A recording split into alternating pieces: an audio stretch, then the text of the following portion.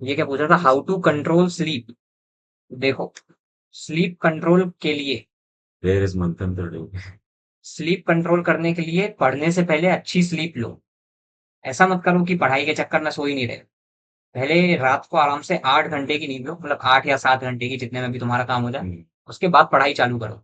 अगर तुम नींद पे कॉम्प्रोमाइज करके 5-6 घंटे नहीं, 3-4 घंटे सो के या 4-5 घंटे सो के पढ़ोगे, तो फिर नींद आएगी, पूरे दिन नींद आएगी। इससे बढ़िया रात को एक स्ट्रेच में अच्छी नींद लो, 7-8 घंटे की, और उसके बाद पढ़ो। तो पूरे दिन तुम्हें नींद नहीं आएगी। और फिर भी अगर नींद आ रही है तो दोपहर में भी एक आध घंटे सो जाया करो। पावर नैप जिसको बोलते हैं, वो ले लिया करो।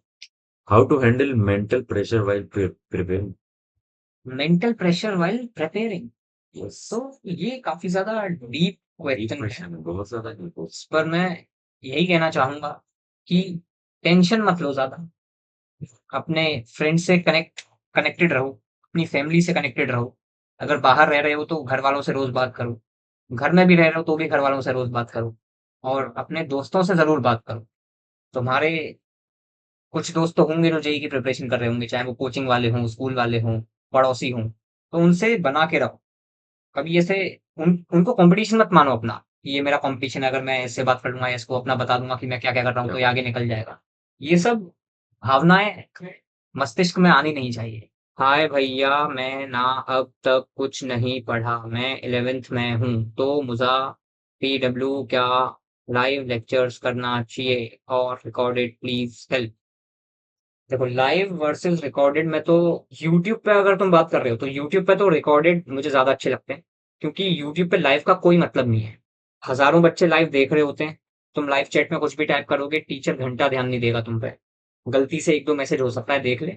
पर वैसे यूट्यूब पे लाइव अटेंड करने का तो कोई मतलब नहीं है। अगर तुम्हारी वैसी कोई कोचिंग है, जैसे मैं पहले 11th में ऑनलाइन कोचिंग में था, तो उसमें तो लाइव अटेंड करने का ज्यादा फायदा रहता था। क्योंकि उसमें वन ऑन वन इंटरेक्शन ज्यादा अच्छे से हो सकता था। तो यही टेक है मेरा तो, रिकॉर्डेड वर्सेस लाइव पे। भैया, आप बचपन से टॉपर थे क्या? हाँ, मैं बचपन से ही टॉपर था। टॉपर मतलब ऐसा बहुत ज्यादा वैसा टॉपर नहीं था कि फर्स्ट हमेशा मैं ही आ रहा हूँ और सेकंड वाला बहुत पीछे है। फर्स्ट सेकंड आता रहता था, कभी थर्ड आ जाता था। टॉप 5 में हमेशा रहता था, इतना तो था। बाकी ऐसा नहीं था कि मैं फर्स्ट आ रहा हूँ 99% के साथ, सेकंड वाला 95 पे है, थर्ड वाला 94 पे है, ऐसा बहुत ज्यादा डिफरेंस भी नहीं रहता था। और मैं ज्यादा ओलंपियाड्स वगैरह भी नहीं दे रखे। नॉर्मल टॉपर था मैं। केमिस्ट्री का पढ़ा हुआ भूल रहा हूँ। शॉर्ट नोट्स बना, शॉर्ट नोट्स हाँ, सबसे केमिस्ट्री बेस्ट। में तो शॉर्ट नोट्स बहुत जरूरी केमिस्ट्री है। में हाँ। बहुत ही ज्यादा जरूरी। फिजिकल के बगैर फॉर्मूला शीट्स बना सकते हो। और ऑर्गेनिक तो बहुत सारे मतलब एडवांस में तो मैकेनिज्म पे सवाल रहता है, तो हम्म। क्लास में भी अगर आप ध्यान दो थोड़ा मैकेनिज्म, तो फिर याद भी रखने की जरूरत नहीं पड़ती काफी चीजें। बहुत ज्यादा डिस्ट्रैक्टेड रहता हूँ भाई, इसका तो क्या इलाज। भाई तू बता इसका तो। वही अंदर से मोटिवेशन आना चाहिए भाई, आप डिस्ट्रैक्ट क्यों हो रहे हो? एक गोल लेके चलो भाई, जो करना है आप जो अभी सेक्रीफाइस करोगे वो आपको कॉलेज जाके करने मिलेगा। और अभी वो चीज कर लोगे तो फिर कॉलेज जाके और पढ़ना पड़ेगा। हम्म, एक ही लाइन कहना चाहूंगा मैं, अभी जो सेक्रीफाइस तुम कर रहे हो वो बहुत अच्छे से वर्थ इट है। बहुत ही ज्यादा वर्थ इट है। लेकिन फिर अभी वो चीज कर लोगे और गिल्ट में रह के करोगे और फिर बाद में हाँ, कॉलेज जाके भी नहीं कर पाओगे। और भी करोगे तो गिल्ट में रह के करोगे, ये हाँ मेन बात। वही। चिल पढ़ाई चल रही है, आई होप अच्छे से आईआईटी हो जाएगा, बस यही हाँ एटीट्यूड बस होना ये चाहिए। बढ़िया बढ़िया, आप यही कंटिन्यू करो, लेकिन कंसिस्टेंसी होनी चाहिए। ऐसे नहीं कि अब कर रहा हो तो थोड़ा आराम कर लेता हो, ये सब नहीं, कंसिस्टेंसी। परफेक्टली यही एटीट्यूड होना चाहिए। टेंशन वेंशन ज्यादा लेनी नहीं हम्म। है, सीरियसली सारा काम करना भी है और हम्म। चिल रहना चलो, है। ये भी बहुत बार क्वेश्चन आंसर किया होगा तूने, भैया रिवीजन कितना इम्पोर्टेंट है। हाँ, ये भी, इसका तो पूरी स्ट्रेटजी बताई थी मैंने, हाँ, विजन एग्जैक्टली कैसे करना है। वाजिब फैक्ट्स। ठीक भाई है। जेई क्रैक करने के लिए कोचिंग या ऑनलाइन, भाई आप में एंथुजियाज्म हो तो दोनों से क्रैक कर सकते हो। ऑफलाइन कोचिंग से भी क्रैक कर सकते हो, ऑनलाइन से भी क्रैक कर सकते और आजकल तो ऑनलाइन में बहुत ज्यादा फैसिलिटीज हो गई हो। है। हाँ भाई, आपके अंदर भाई मेहनत करने का ये होना चाहिए। एक क्वेश्चन एक बंदे ने ये पूछा था कि मेंस के अटेम्प्ट के बाद एडवांस की तैयारी कर सकते हैं क्या? तो कर तो सकते हो, मेंस के बाद एडवांस की तैयारी। पर मेरी स्ट्रेटजी तो ये थी कि मैं साथ साथ में मेंस के साथ ही एडवांस का करता गया। क्योंकि मेंस के बाद एडवांस के लिए करोगे तो सारे चैप्टर वापस से करने पड़ेंगे तुम्हें, उसमें बहुत ज्यादा टाइम लगेगा। मैंने तो साथ साथ, और ऐसा कुछ मेंस एडवांस में मैंने कभी भी भेदभाव नहीं किया कि मेंस के लिए पढ़ रहा हूँ तो ये करूंगा, एडवांस के लिए पढ़ रहा हूँ तो ये करूंगा। कॉन्सेप्ट तो सेम ही है ना। तो कॉन्सेप्ट को डीप में शुरू से पढ़ लिया, एडवांस तक पढ़ लिया। ऐसा तो है नहीं कि एडवांस तक पढ़ूंगा तो मेंस में अच्छा नहीं कर पाऊंगा। उल्टा मेरे में बहुत फायदा होता है कि डेप्थ में कॉन्सेप्ट पढ़ा है। कुछ कई चीजें रटनी नहीं पड़ती जो मेंस के लिए कॉन्सेप्ट की रटते आपको हैं। दिक्कत ही नहीं आती, मेन में ऐसे ब्लैंक नहीं हो जाता कि भाई इसका क्या था, ऐसे नहीं होता। अगर एडवांस की तैयारी नहीं करोगे तो मेंस के लिए कुछ कुछ चीजें रटनी पड़ती हैं, ये भी दिक्कत आती है। ऑर्गेनिक केमिस्ट्री में दिक्कत, दोस्तों सुन लो, आपको मैं ऑर्गेनिक केमिस्ट्री का मतलब सबसे बढ़िया है ना रामबाण बता रहा हूँ मैं आपको। मेरे को भी ऑर्गेनिक केमिस्ट्री में दिक्कत थी। जिन जिनको ऑर्गेनिक में दिक्कत है ना, सबसे पहले अपना जीओसी जाके क्लियर करो 11th का। जीओसी जनरल ऑर्गेनिक केमिस्ट्री, वही बहुत लोगों का क्लियर नहीं होता। तो ऑनलाइन या तो कोई अच्छा वन शॉट देख लो या सर से मतलब कोई गाइडेंस की जीओसी अच्छे से हमें पढ़ा दो। हाँ, ऐसी चीजों में वन शॉट हेल्प कर सकती है। बहुत। और एकदम डिटेल में करो जीओसी, एकदम डिटेल में एडवांस तक के क्वेश्चन उसके सॉल्व करो, फिर आगे ऑर्गेनिक केमिस्ट्री एकदम स्मूथ जाएगा। ये मेरी गारंटी है भाई। मैंने ऐसे ही अपने ऑर्गेनिक केमिस्ट्री को सुधारा। बाकी ऑर्गेनिक केमिस्ट्री के लिए नोट्स, हाँ notes, long notes, mechanism, teacher के अच्छे नोट्स पकड़ो। जीओसी क्लियर करो भाई, हो जाएगा। और टेस्ट एनालिसिस बता दो। देखो टेस्ट एनालिसिस मतलब आपको समझो जेई एडवांस के अपने मॉक टेस्ट दे दिए, तो आपको जो जो मेन क्वेश्चन मिले आप उसका कॉन्सेप्ट करके देखो। लोग सिर्फ उसका सोल्यूशन देख लेते हैं। हाँ, ये ऐसे नहीं कि सिंपल उसी कॉन्सेप्ट से 2-3 क्वेश्चन हाँ। कितना टाइम लगना है उसमें। बस ये एरर एनालिसिस का यही फंडा है। इसी को तो एनालिसिस बोलते हैं, सिर्फ सॉल्यूशन देखने को एनालिसिस थोड़ी बोलते हैं। वन अटेम्प्टेड वालों का भी एनालिसिस करो। हाँ, केपी गैजेट्स पूछ रहे कि आकाश मॉड्यूल्स इनफ है क्या? भाई इनफ है। सारे क्वेश्चन आप अच्छे से कर लो तो इनफ है, और अच्छे सोर्सेज वगैरह अच्छे प्रोवाइड करो। सक्सेस अचीवर और सक्सेस मैग्नेट भी है जो मतलब एक्सक्लूसिव बुक्स आती है, उनको भी सॉल्व करो, मस्त क्वेश्चन है। कोचिंग के मॉड्यूल्स हाँ ज्यादातर इनफ कोचिंग, रहते हैं। वही अगर आप सारे क्वेश्चंस कर लो तो। हाँ, बहुत लोग फोमो की वजह से ये क्वेश्चन छोड़ के रेफरेंस बुक्स में चले जाते हैं, ऐसे जो मत भी करो। मटेरियल पकड़ रहे हो उसको हाँ कंप्लीट करो। पूरा कंप्लीट करो मटेरियल। यदि उस मटेरियल का मतलब है उनने सोच समझ के यहाँ से पकड़ लिया, यहाँ से पकड़ लिया, यहाँ से सॉल्व कर लिया तो इससे कुछ फायदा नहीं होगा। भैया अभी से मैं कितना घंटा पढूं? हर्षित राय, दिन में जितना पढ़ सकते हो पढ़ो, पूरे टाइम पढ़ो। हाँ कोई भी टाइम ऐसा क्यों छोड़ना जब तुम नहीं पढ़ रहे हो? क्या करना है तुम्हें? और गेम खेलना है, बाहर घूमने जाना है। बोर भी हो गए तो थोड़ा बहुत खेलते आओ, नीचे खेलते आओ, लेकिन वापस आके पढ़ना सीखना है। वही। ऐसा कुछ टारगेट ना करो कि 4 घंटे पढ़ना है मुझे, हाँ मतलब 4 घंटे ही पढ़ूंगा। उस 4 घंटे में नहीं पढ़ाई हुई, मन नहीं लगा, फोकस नहीं लगा तो भैया ऐसी 3 चीजें बताओ जो बिल्कुल भी नहीं करनी चाहिए, क्योंकि 3 मंथ्स रह गए मेंस जैन अटेम्प्ट। ये अच्छा सवाल है। हर किसी से एडवाइस मत लो। तुम यूट्यूब पे जाके 10 तरीके की स्ट्रेटजी वीडियो देखोगे, 10 लोगों के कमेंट्स में उनसे टाइम एडवाइस वेस्ट हो, मांगोगे। अपने जो जिनके साथ पढ़ रहे हो तुम उनसे भी एडवाइस लेते हो, और फिर करोगे कुछ भी नहीं होगा करोगे कुछ नहीं। तो ये सब चीजें नहीं, खुद पे भरोसा रखो, खुद के हिसाब से स्ट्रेटजी बनाओ, उसको फॉलो करो। सबका अलग अलग प्लान होता है, दूसरे ने सबको प्लान बना के दिया, वो मोस्टली 70% कर नहीं पाते। तो हो सकता है उसके लिए सही हो, हो सकता है तुम्हें, हो सकता है तुम्हारे लिए वर्क ना करे वो। बहुत लोग हम लोग भी पूछते हैं क्या शेड्यूल था अगर शेड्यूल भाई खुद का है, तो अपने हिसाब से शेड्यूल बनाओ। और हाँ ठीक है, ये तो पहली गलती हो गई। दूसरी, टेस्ट में चीटिंग मत करो बिल्कुल, बिल्कुल नहीं। कि उससे तुम खुद अभी को तो बहुत धोखा दे, हो चुका है, अभी तो बिल्कुल भी नहीं करनी चाहिए, स्टार्टिंग से ही नहीं करनी चाहिए एक तो।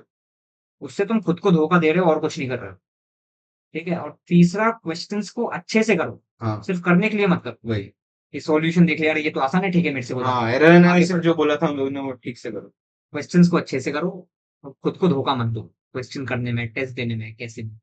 शौर्य भैया, ड्रॉप लेने का कोई डिसएडवांटेजेस होते हैं क्या अगर डेडिकेशन से पढ़ते हैं? ड्रॉप लेने का डिसएडवांटेज तो कुछ नहीं है, मतलब अगर कॉलेज के पर्सपेक्टिव से बताऊं तो यहाँ पे आके कोई भी डिस्क्रिमिनेशन नहीं होता, मतलब कोई पूछता ही नहीं है, किसी को नहीं पता रहता कौन ड्रॉपर है कौन क्या है।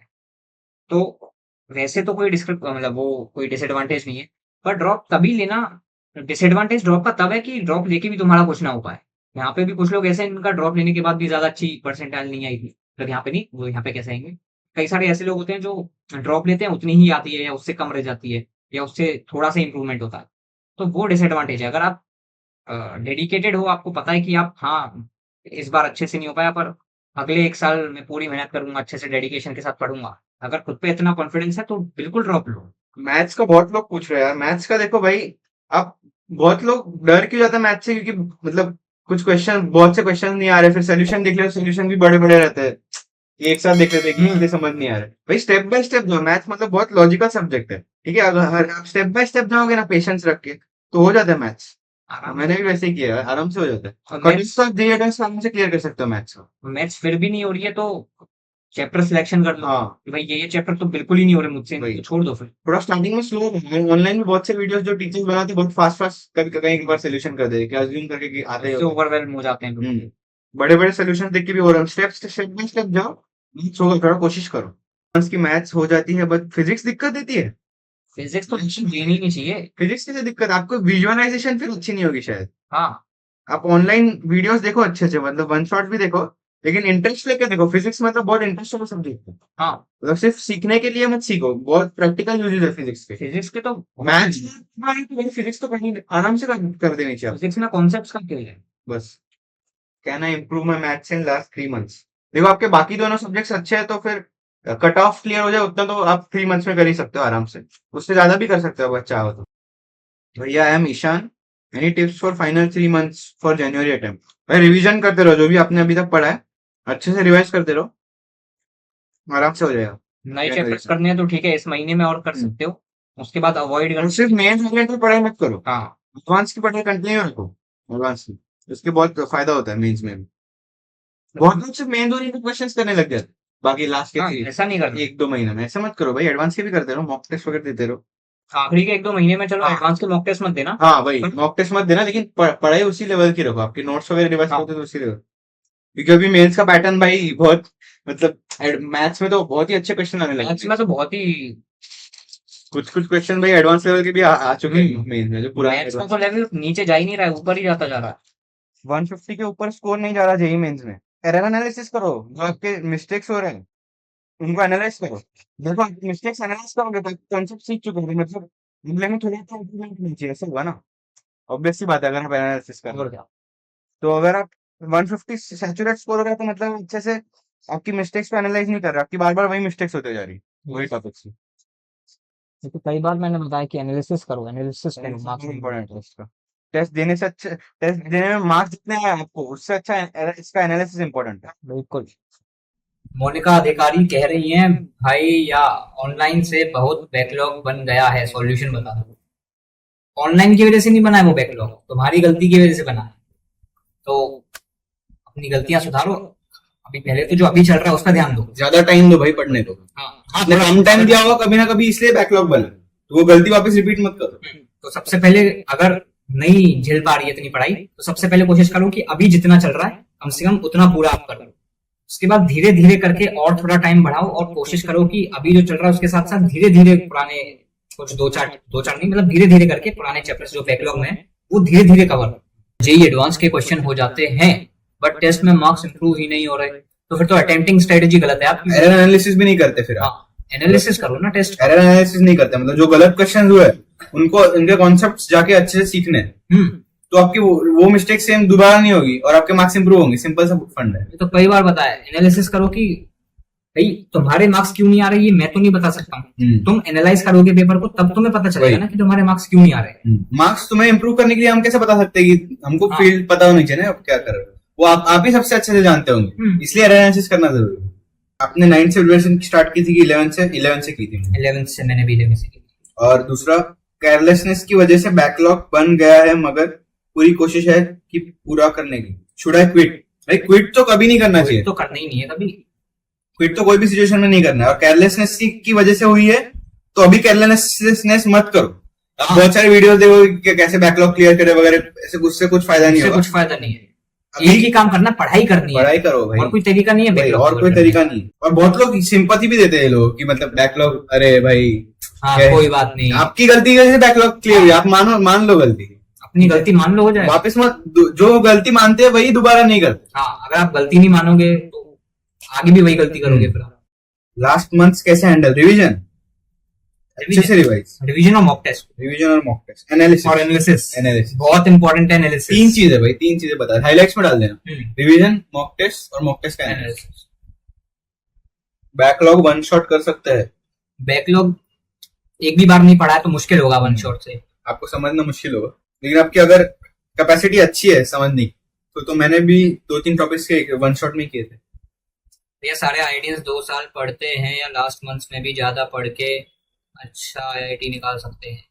भाई दोनों भी पॉसिबल है, दोनों ही पॉसिबल है। अगर आपको अच्छे से चिल मार के पढ़ना है तो 2 साल पढ़ो, और एकदम टेंशन लेके पढ़ना है तो एंड में पढ़ो। ये 2 चीजें सिंपल। और जो शुरू से भी पढ़ रहा है और एंड में बहुत ज्यादा भी पढ़ रहा है उसकी डेफिनेटली और ज्यादा अच्छी रैंक आएगी, और ज्यादा अच्छी रैंक आएगी।